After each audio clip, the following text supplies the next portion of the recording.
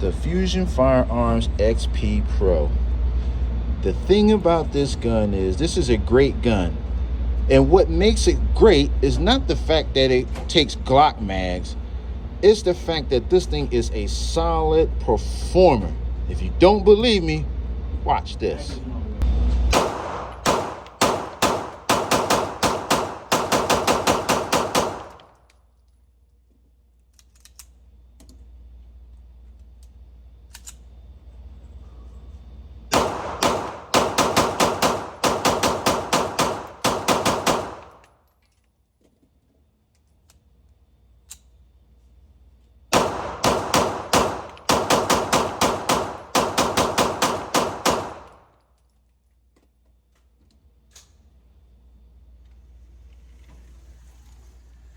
Now, tell me this.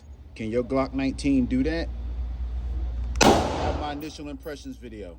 Holla at y'all.